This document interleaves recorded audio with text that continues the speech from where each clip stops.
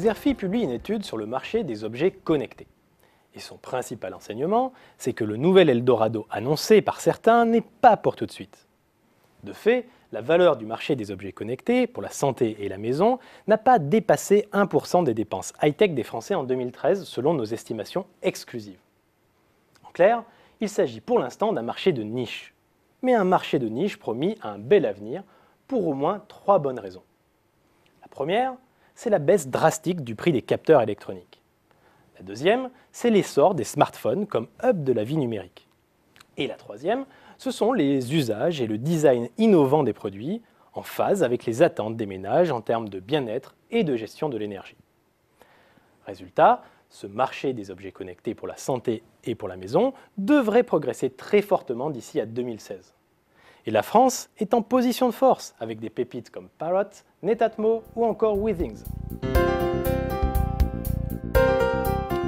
Mais la concurrence s'annonce rude sur ce marché émergent.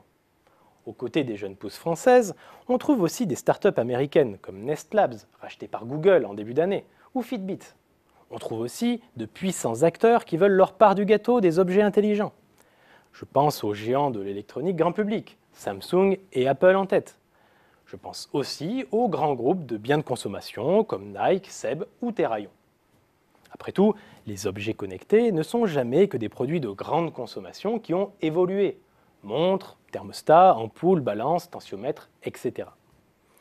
C'est ainsi que le spécialiste des appareils de mesure, Terraillon, qui commercialise entre autres des balances et des tensiomètres connectés depuis mi-2013, pourrait bien changer de statut. Je veux dire qu'il pourrait à terme passer de simple vendeur de produits d'automesure à celui de prestataire de solutions à plus forte valeur ajoutée de gestion du poids et du bien-être de ses clients. C'est ainsi que l'Internet des objets ouvre de nouveaux modèles d'affaires fondés sur l'économie dite servicielle, où le produit est acheté pour l'usage et le service rendu. Aucune de ces catégories d'acteurs ne l'emportera à moyen terme. C'est tout le contraire en réalité. Leur association pour créer un écosystème complet sera le facteur clé de succès des objets connectés à moyen terme. Et la coopétition sera la clé de voûte des stratégies mises en place ces prochains mois. La coopétition, le terme est un mélange de coopération et de compétition. La coopétition, c'est donc la concurrence qui cohabite avec les différentes formes d'alliance. De fait, l'avenir du marché semble passer par une collaboration étroite entre les fabricants de smartphones, à l'origine des plateformes applicatives permettant de contrôler plusieurs objets intelligents, les distributeurs ou encore les créateurs de technologies innovantes. Le succès des objets connectés va en fait dépendre de la capacité des acteurs à collaborer et à nouer des partenariats stratégiques. Cette nouvelle étude de référence a mobilisé toutes les compétences et l'expertise des analystes de Xerfi Études. Comme tous les titres de cette collection, elle poursuit un double objectif: dresser un panorama complet du paysage concurrentiel et analyser la dynamique du marché et de l'activité des entreprises.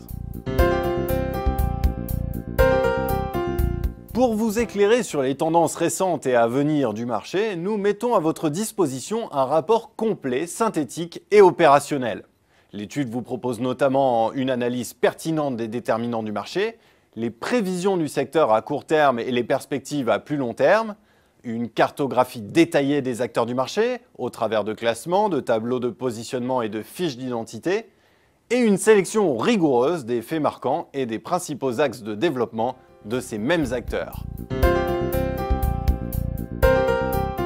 Pour prendre connaissance du contenu détaillé de l'étude ou pour la commander, je vous invite à vous reporter sur notre site xerfi.com.